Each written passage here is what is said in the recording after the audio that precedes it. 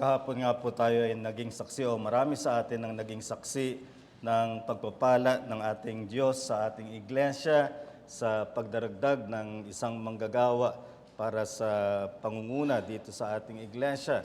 Isang patunay ito na tumutugon ng Diyos sa kanyang tinuro patungkol sa panalangin para sa mga manggagawa. Kaya welcome ko si Pastor Jaire, ang dati kong estudyante, ngayon ay pastor ko na at boss ko pa.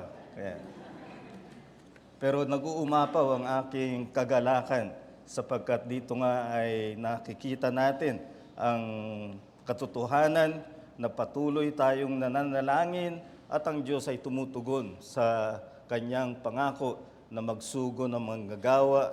At sa huling pagkakataon sa ating maikling serye, aanyayahan ko kayong buksan ng inyong mga Biblia sa Mateo, Kabanatang 9, mula sa 35 hanggang 38.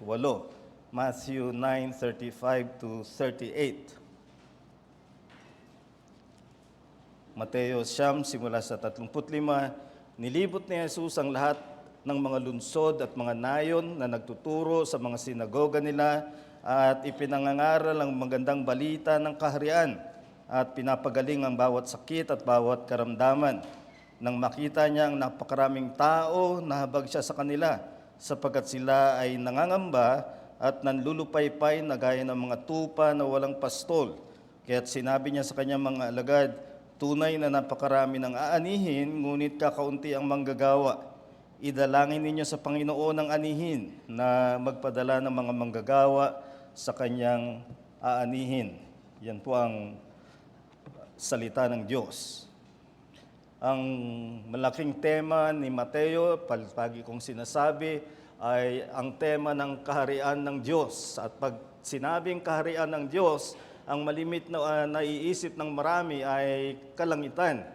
Kaya't ang pagpasok sa kaharian ng Diyos, ibig sabihin nila ay pagpunta sa langit. Hindi po yan ang kaharian ng Diyos. Ang kaharian ng Diyos ay isang malaking temang propesiya sa Lumang Tipan na may darating na hari mula sa angkan ni David at siya'y magbubuo ng isang kaharian na hindi mabubuwag. At yan ang hinihintay ng mga Israelita at ngayong dumating ang Panginoong Jesucristo, ang kanyang tinuro, ang kanyang inangkin at muling pinatunayan ng mga apostol, nangyari na, natupad na, nagsimula na ang kaharian na ipinangako sa propesiya ng Lumang Tipan ay nagsimula kay Jesucristo, siya'y naluklok na ng hari, kaya't ngayon pa lamang ay may kaharian na kung saan si Jesucristo ang naghahari. Ngunit ang mga kabilang lamang sa kaharian na yan ay ang mga sumasampalataya kay Jesucristo. Kaya dito sa Mateo ay may 5 mahahabang pagtuturo, 5 discourses patungkol sa kaharian ng Diyos. Familiar tayo sa Sermon on the Mount ng Matthew 5-7 na tinuturo ang mga katangian ng mga talagang kabilang sa kaharian ni Jesucristo. Ang ikalawang mahabang pagtuturo niya ay sa Kabanatang 10 kung saan nagpumili siya ng kanyang 12 alagad na mga apostol at isinugo sila para magpahayag ng salita ng kaharian.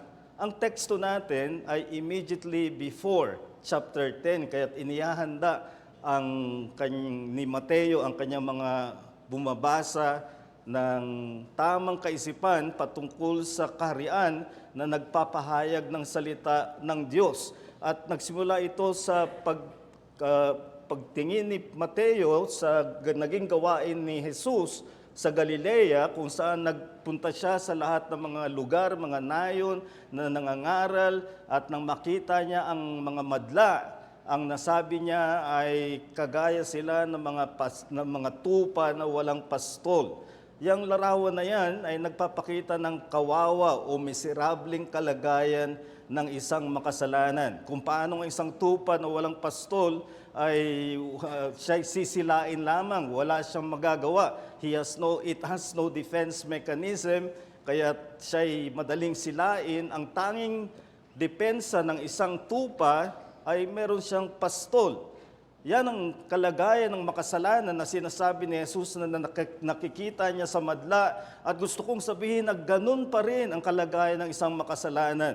Kung wala kang tagapagligtas, anumang mayroon ka, maaring may simbahan ka, maaring may moralidad ka, maaring may mga ritual ka, ngunit katulad ka rin ng isang tupa na walang pastol. Ang kailangan mo ay ang pastol, at ang pastol na yan ay si Jesucristo na iniaalok sa iyo na sa pamamagitan ng pagsampalataya at pagsisisi ay mapabilang ka sa kanyang kawan ng mga tupa. Pagkatapos niyang gamitin ang ganitong larawan, bumaling siya sa panibagong larawan. Ang ginamit naman niya ngayon ay isang anihin, isang taniman, at ang kanyang sinabi sa kanyang mga alagad ay masagana ang anihin. Ngunit binigay niya ang isang problema ay kakaunti ang mga manggagawa. Kaya siguro may itatanong natin, ano kaya ang sasabihin ni Jesus sa harap ng isang masaganang anihin, ngunit kakaunti ang manggagawa? Ano ang maaaring sabihin niya na dapat gawin ng kanyang mga alagad na siyang magiging mga apostol at magiging unang iglesia? At yan ang gusto kong gawing mensahe sa ating ngayong umaga. Dahil ang Diyos ang Panginoon ng anihin, dapat tumugon ang iglesia ng panalangin. Dahil ang Diyos ang Panginoon ng anihin, dapat tumugon ang iglesia ng panalangin. Maring isipin natin, yan pala ang problema, kaunti ang manggagawa. Baka ang asahan mo ay magtuturo si Jesus ng best recruitment strategy. Dahil kulang ang manggagawa, kailangan mo ng mga manggagawa, kaya maaring ituro niya ay paano ka humikayat na maging mga manggagawa. Sa halip, ang sinabi niya ay sa harap ng katotohanan na siya ang Panginoon ng manggagawa at Panginoon ng anihin, ang unang tugon ng iglesia, ang unang tugon ng alagad ay hindi ang tumakbo sa anihin, kundi manalangin sa Diyos para sa manggagawa. Kaya iniba ni Jesus ang pananaw ng iglesia.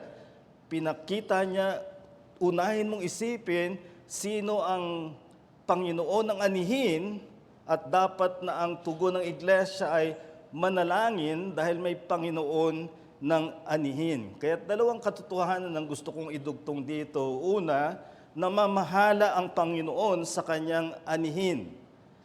Namamahala ang Panginoon sa kanyang anihin. At ikalawa, nananalangin ng iglesia para sa manggagawa. Yan ang dalawang simpleng katotohanan na nakarugtong sa pagtingin natin na Diyos ang Panginoon ng anihin at dapat ang iglesia ay manalangin. Kaya't una, namamahala ang Panginoon sa kanyang anihin.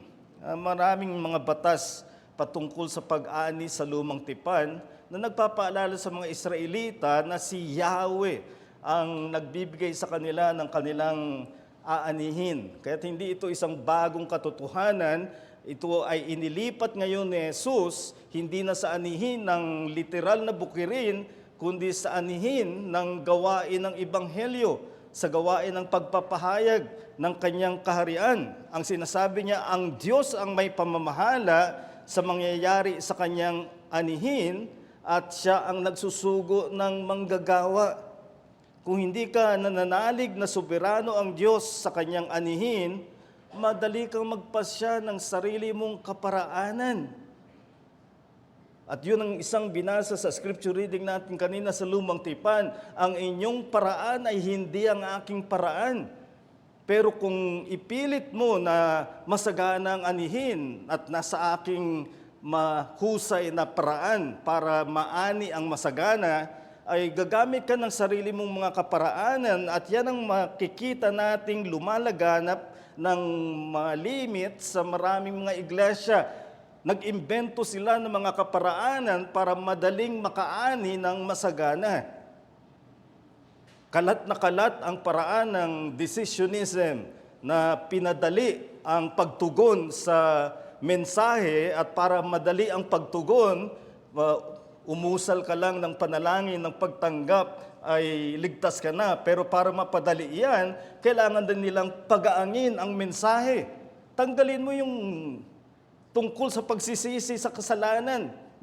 Nakakaharang yan sa pagkaroon ng tugon. Tanggalin mo ang tungkol sa puot ng Diyos sa kasalanan, sapagkat makakahadlang yan sa mga dapat na maani natin doon sa ani na masagana. Tanggalin mo ito at yan at bigyan mo lang ng isang simpleng mensahe na ang sinasabi lang ay kapag ikaw ay umusal ng panalangin tumanggap kay Kristo, ikaw ay pupunta ng langit. Hindi nila gustong ipaisip ang kasalanan. Hindi nila gustong ipaisip kung paano nila nilabag ang batas ng Diyos. Ayaw ipaisip sa kanila ano ang ginawa ni Jesucristo upang magligtas. Basta't umusal lang sila ng formula ng panalangin, ayos na. Parang meron na silang masasabing na idagdag sa kanilang bilang. And this is the tragedy of our time. This is an epidemic which is slaying souls to everlasting punishment. Maring iniisip mo na ang problema natin ay yung mga atheist, ang problema natin ay yung mga hindi kumikilala sa relihiyon. Hindi. Ang problema natin ay may mga katawagang Kristiyano, may mga katawagang iglesia, ngunit hindi itinataguyod ang mensaheng galing sa Panginoon, sapagkat hindi sila naniniwala na ang Panginoon ang namamahala sa kanyang anihin. Kaya kailangan kontrol nila, kailangan paraan nila para mapasagana ang ani. Kaya isang bagay ay paniriwain natin na ang Diyos ang namamahala, siya ang soberano pagdating sa kanyang anihin. Ngayon, baligtarin ko naman sapagkat sa dako naman ng mga naniniwala na soberano ang Diyos, ang naging resulta sa kanila ay maging tamad sa gawain ng pag-ani. At ang malimitin lang sabihin, ito'y gagawin ng Diyos. Naniniwala akong soberano ang Diyos at siya ang kikilos upang mampasagana ang ani, kaya ako'y maghihintay na lang na sumagana ang ani at makarating sa idaragdag niya sa ating bilang. At kung yung marami ang ginagamit ang pagkasoberano ng Diyos para pangatwiranan ang kakauntian ng kanilang ginagawa para sa anihin. Sa halip na katwiran na kaunti ang gawin para sa anihin ng Panginoon, ay bantayan natin na sa paniniwala natin sa pagkasoberano ng Diyos, umasa tayo sa kanyang paraan at gumawa tayo ng masipag para sa anihin. Yan ang talagang paniniwala sa pagkasoberano ng Diyos. Naniniwala tayo na siya ang may hawak ng ebanghelyo at kung tating ipangaral ito ng buong katapatan, siya ang magbibigay ng aanihin at kanyang ipinangako na ang aanihin ay masagana.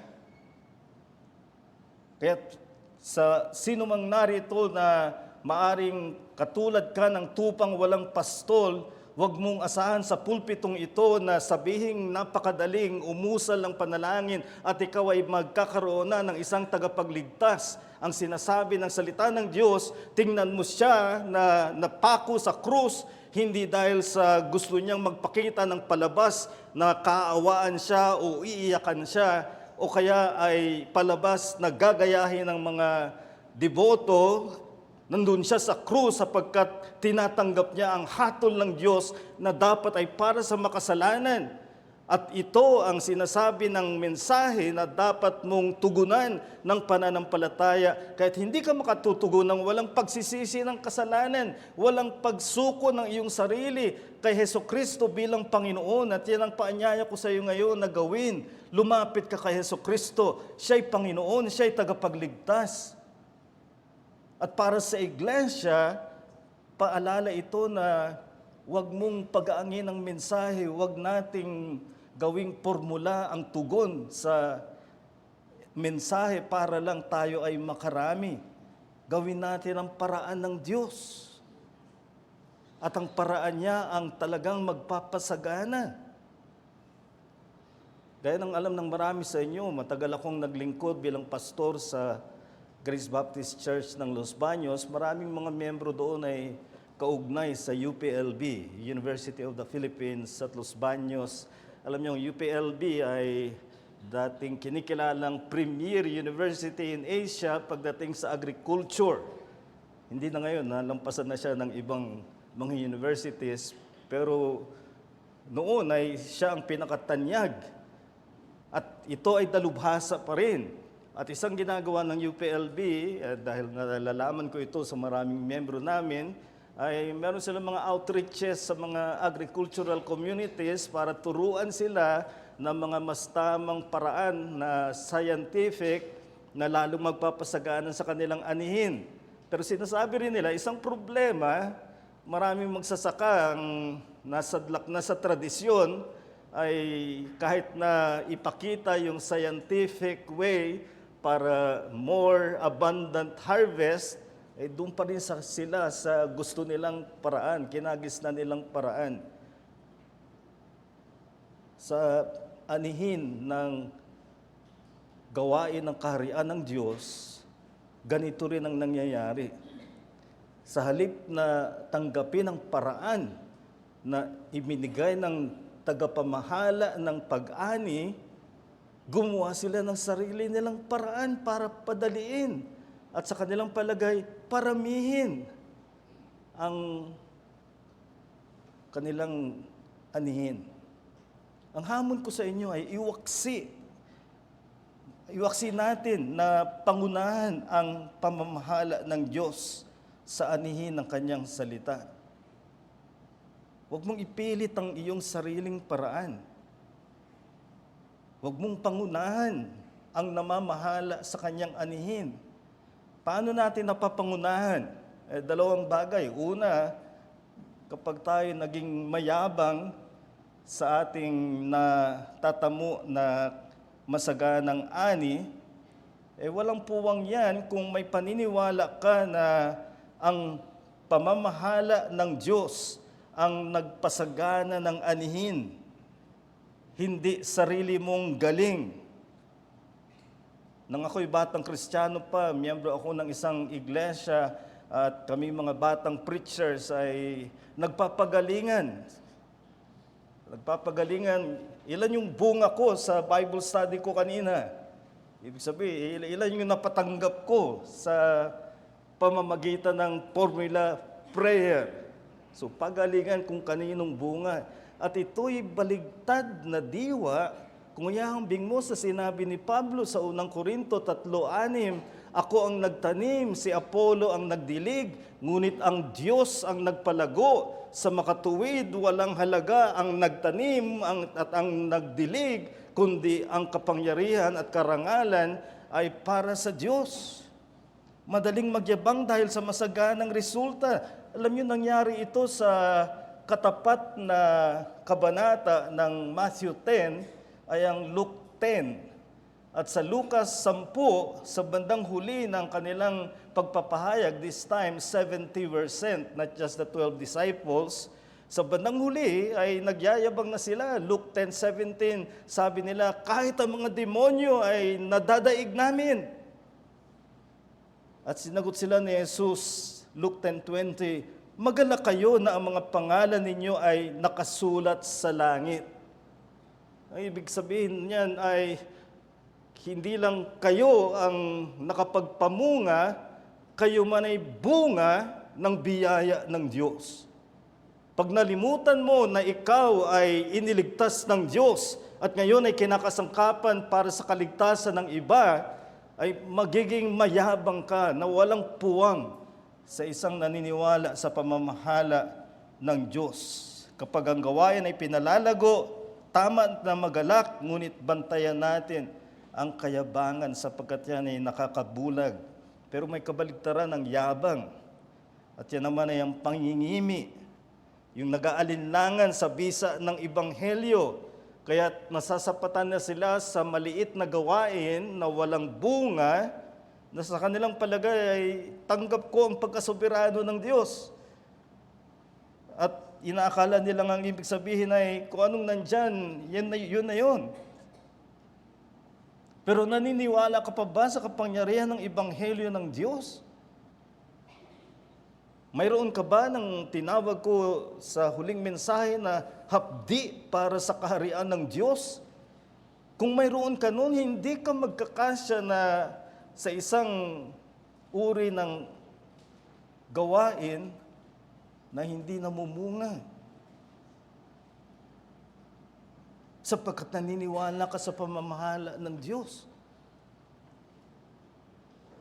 Minsan isang estudyante ni Charles Spurgeon ang nagpunta sa kanya para maghayag ng kanyang kabigatan sa kanyang ministeryo. Ang sabi niya, "My ministry is fruitless." At tinanong siya ni Charles Spurgeon, "Why? Do you expect fruit every time you minister the word?" Sabi nung estudyante, "Of course not." And Spurgeon said, "That's why." Kaya ka fruitless ay hindi ka umaasa. Hindi ka nakatingin sa lakas ng kapangyarihan ng Diyos. At ang hamon ko sa atin bilang kapatiran ng iglesyang ito ay maging mga mananampalataya tayong humahawak sa pagkapamahala ng Diyos sa kanyang anihin at kanyang ipinangako na ito'y masagana. Huwag kang magkasya sa kakauntian ng iyong gawain, magkaroon ka ng hapdi na hindi mo matanggap kung ang isang gawain ay wala ang pamumunga ng kamay ng Diyos. Si William Carey ay 7 taon na nagpagal sa India bilang misyonaryo bago siya nagkaroon ng unang convert. 7 years. Pero pagkatapos nun, ay isang napakasaganang ministeryo ang ibinigay ng Panginoon sa kanya. Sapagkat misyonaryo siyang naniwala na ang anumang gawain ng misyon at pamumunga nito ay nakabatay sa pamamahala ng Panginoon. Ano ngayon ang dapat tugon ng iglesia? Ay kalawang punto ay nananalangin ng iglesia para sa manggagawa. Yan ang postura ng iglesia. Dahil masagana ang anihin, maaring asahan na ang maging hamon ni Jesus sa kanila agad ay, takbo na kayo sa anihin. Mag-unahan kayo sa masaganang anihin. Hindi yun ang sinabi ni Jesus. Masaganang anihin, kakaunti ang manggagawa, manalangin kayo para sa mga manggagawa. Dito ipinapakita na itinalaga ng Panginoon na ang panalangin ay pangunahing kasangkapan para sa manggagawa ng masaganang anihin. Panalangin ang pangunahing kasangkapan. Isang malinaw na dahilan niyan ay upang mapanatili ang kababaang loob kung sumagana man ang bunga ng ating gawain, ay alam mong ipinagkaloob ng Panginoon sa iyo. Hindi dahil sa galing mo. Itong sinabi ni Pablo, 2 Corinthians 4:7, "This treasure is in earthen vessel." Yung sinabi niyang treasure, ang yaman ay ang yaman ng Ebanghelyo. Pero ang yaman ng Ebanghelyo, inilagay niya sa mga sisidlang putik upang ang karangalan ay mapabilang sa Diyos.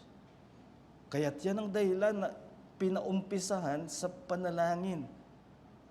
Dependence upon the Lord. Yes, the harvest is plenteous, but we will not partake of a single piece of that harvest unless God should bless. Kaya nag-uumpisa ang iglesia hindi sa bukid ng anihin, kundi sa lihim na pananalangin sa may-ari ng anihin. Hindi ito formula na pagkapanalangin mo, pagtayo mo ay may bunga na. Kundi ipinapaalala sa atin, anuman ang mangyari sa gawain, ituring mo na pagpapala at biyaya ng Diyos. Ang laman ng panalangin ay hindi rin ang anihin. Hindi sinabi ni Jesus, manalangin kayo na sumagana ang anihin. Ang sinabi niya, masagana na ang anihin. That's already the given part. Masagana na ang anihin, ngunit kaunti ang manggagawa. Kaya't ang laman ng panalangin ay ang manggagawa para sa anihin. Dapat tayo magkaroon ng pangitain o pananaw na pinapaligiran tayo ng mga maaring bunga sa masaganang anihin ng Panginoon. Ito ang binasa nating New Testament scripture reading ng ang mga tao ng Samaria dahil sa patutuo ng babaeng Samaritana ay humangos na pumunta kay Jesucristo na tamang-tama naman nandun ang mga alagad na tinatanong siya kung siya ay kumain na at ang itinuro ni Jesus ay mayroon siyang ibang pagkain at doon niya sinabi na ang pagkain ko ay gawin ng kalooban ng nagsugo sa akin at bago niya sinabi sa kanyang mga alagad, sinasabi niyo na may 4 na buwan pa at darating ang pag-aani, ngunit sinasabi ko sa inyo, masdan ninyo ang inyong paligid. At maring itinuturo niya rito yung mga mamamayan ng Samariang papunta sa kanya, masdan ninyo ang inyong paligid at inyong tingnan ang mga bukid na mapuputi na upang anihin. Ang punto ay walang problema sa anihin, masagana.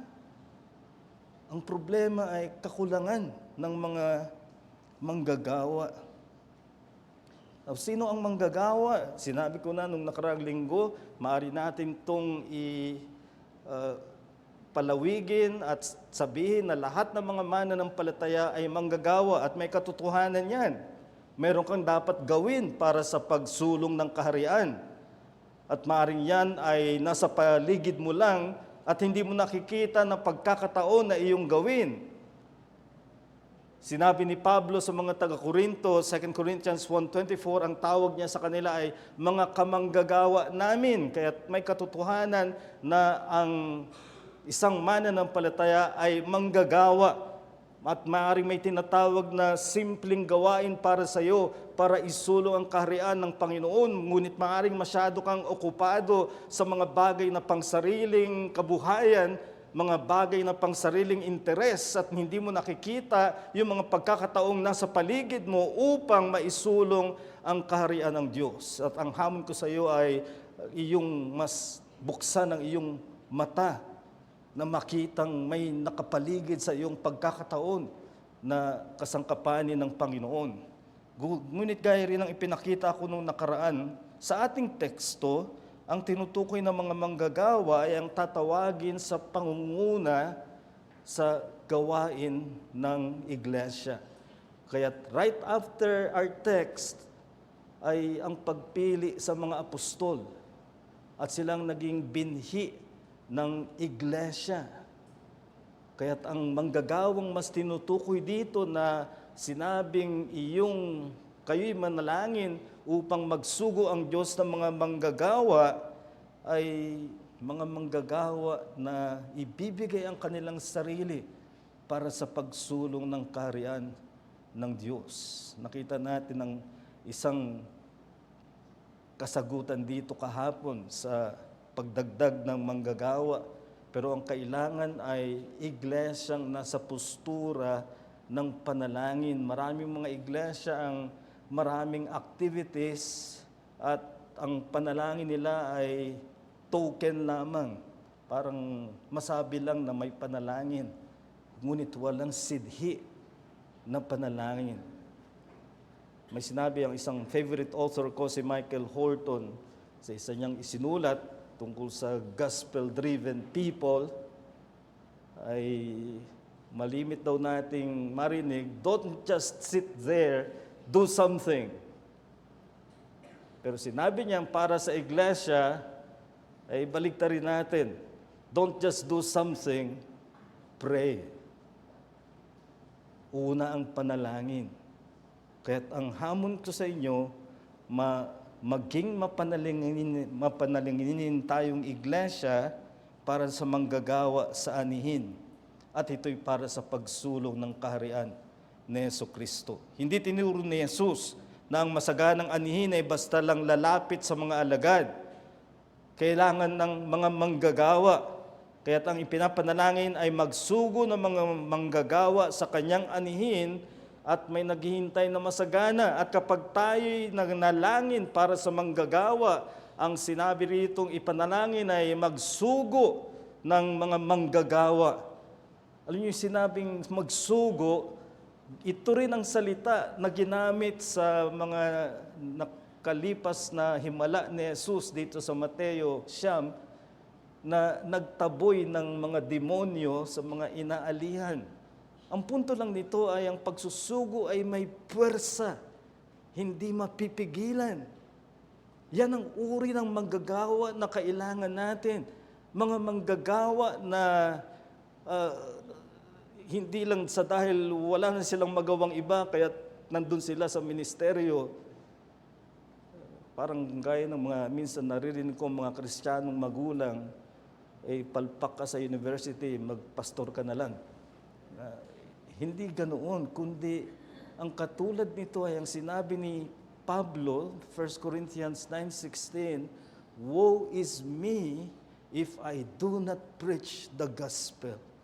Sa harap ng karamutan, pagkaramot ng Korinto na magsuporta sa kanya, hindi ito pipigil sa kanya sa pangangaral ng Ebanghelyo. Ito ang mga manggagawa na kailangan natin at lubhang kulang ang ganitong manggagawa. Marami ang mga manggagawa na nagpapayaman sa ministeryo. Maraming mga manggagawa ang nagpapasikat sa ministeryo. Ngunit iilan ang manggagawa na naroon sapagkat mahapdi ang puso nila para sa kaharian ni Jesucristo at gusto nila na si Jesucristo ay tanghalin na hari ng mga taong sasampalataya sa Kanya. Ito ang kailangan natin mga kapatid, at ang kailangan para magkaroon ng ganitong mga manggagawa ay nananalangin iglesia.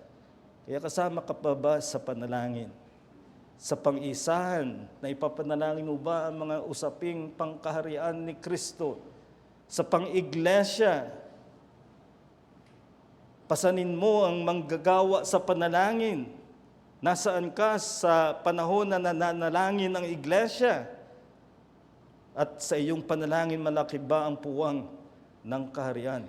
At kapag ganito ang iglesyang nananalangin, gagawa ang Diyos ng kanyang paraan upang pasaganain ang kanyang kaharian. Noong 18th century, ang mga Baptists ay tinuturing na non-conformist. Ang mga non-conformist, yung mga hindi miyembro ng Church of England. Kapag hindi ka miyembro ng Church of England noong panahong yon, hindi ka pwedeng pumasok sa kanilang pinakamagaling na mga universidad, Cambridge and Oxford. Doon ang mga nagtuturong pinakamagagaling na guro. Kaya ang ginawa ng mga Baptist ay nagtayo sila ng sarili nilang maliit na pagsisikap lamang. Itinayo noong 1720 ang Bristol Baptist Academy.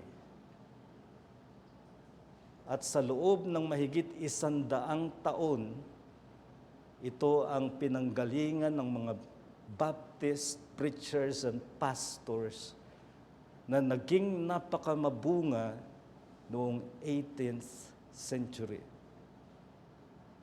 Sa kakauntian ng manggagawa, nanalangin sila, gumawa ng paraan ng Diyos upang pasaganain ang kanyang anihin.